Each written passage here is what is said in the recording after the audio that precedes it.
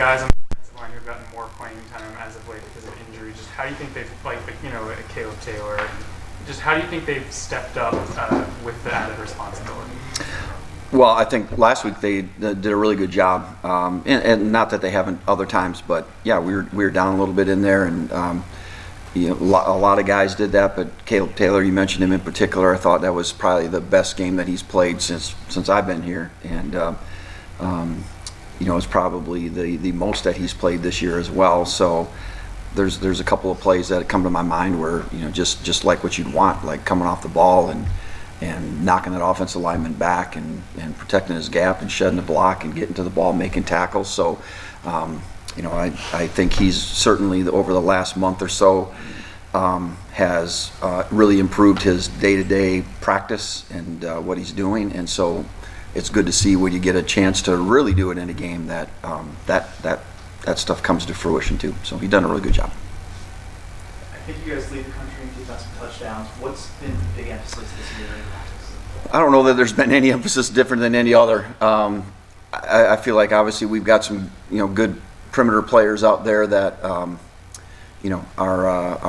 good at recognizing routes. I mean, I can't say it's been the same kind of route all the time, but there has been some consistently just trying to get the ball to the outside and or get the ball to the perimeter.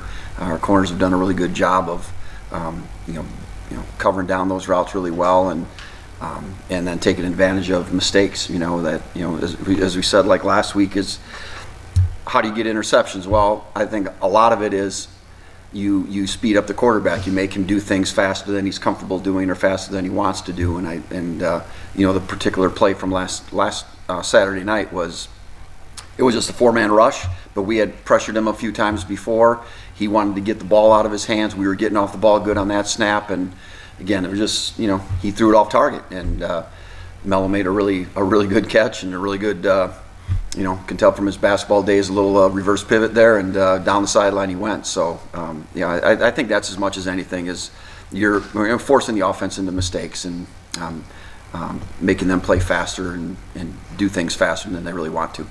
And that's kind of been a big emphasis this all year, right? Just playing faster.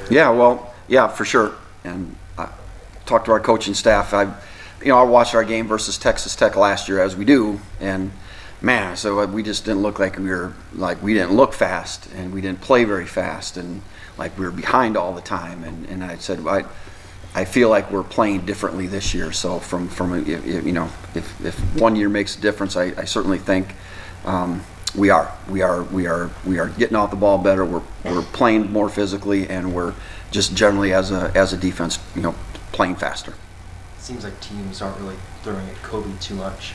You had a player in your defense in the past where other teams have really seemed to go to another side or just avoid a player in general? Yeah, I don't know if that's by design or just by the way the game goes sometimes. I'm not sure all the time.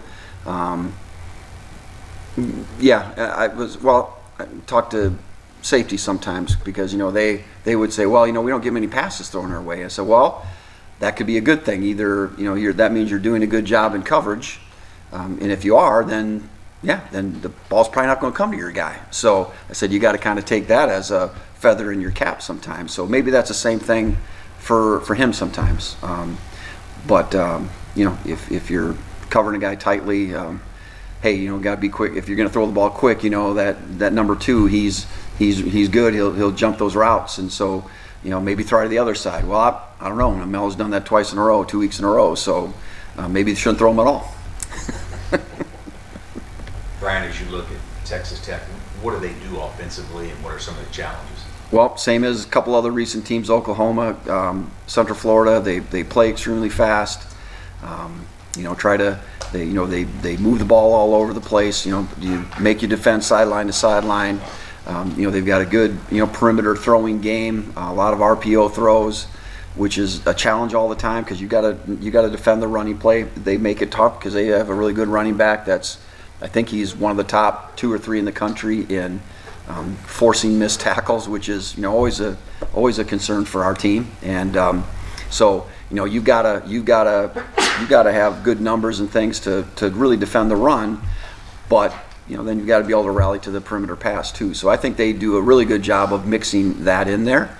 and they also have they've got some I don't know, kind of gadgety kind of formations and motions and things that they do that really kind of you gotta be on your toes, because they're gonna pull some of those things out at any point, and so you've got to, like I said, defensively you've really got to be able to communicate some things, and whatever your plan is, and to get that stuff done and be on the same page, because they certainly challenge you with a lot of those kind of things.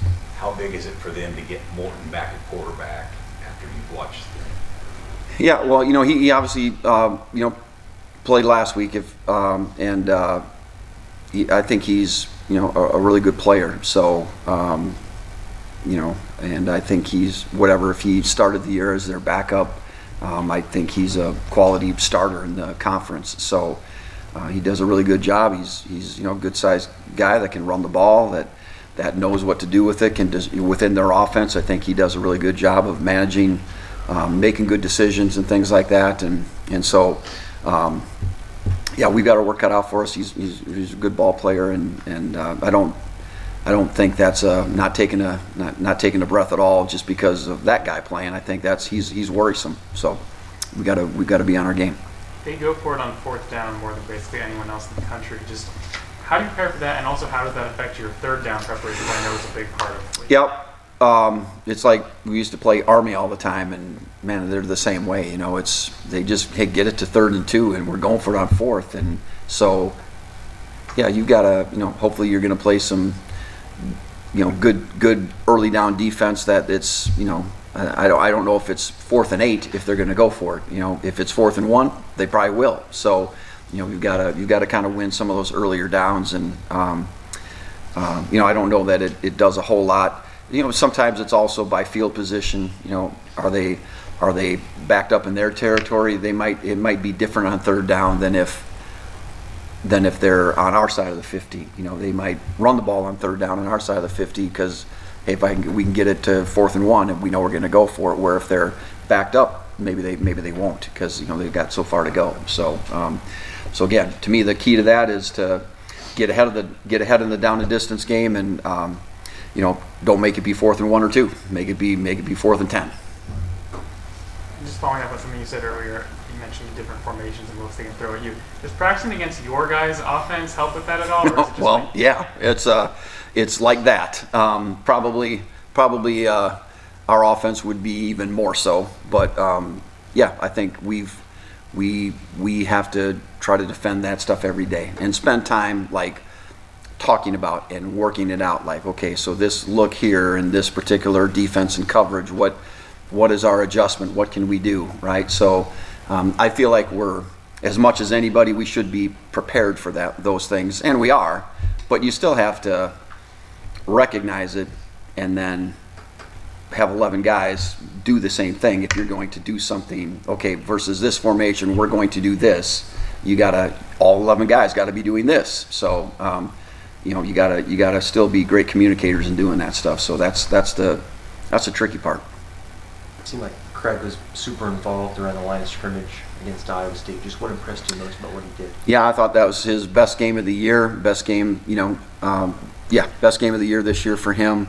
We took a little bit off his plate. He didn't probably play quite as many reps, so we're able to kind of by situation, personnel group, kind of do some more substituting to match things a little bit more. And again, just to, if a guy can play 40 plays and be really fresh instead of 70 plays and be tired, for those extra 30 plays, those 40, you're going to get more of those 40 plays. So I think we pared it down a little bit for him.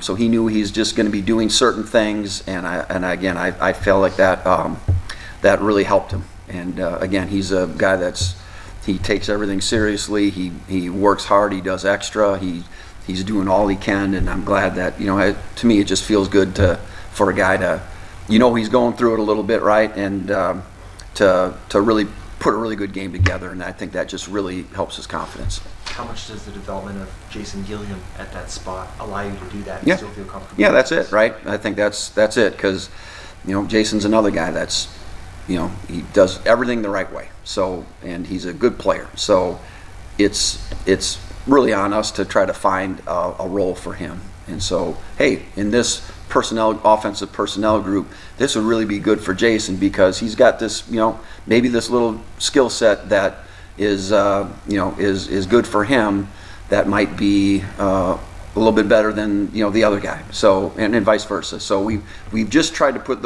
everybody in positions where they can be most successful for them. Okay. Anything else, Coach Borland? Okay, guys. Yep.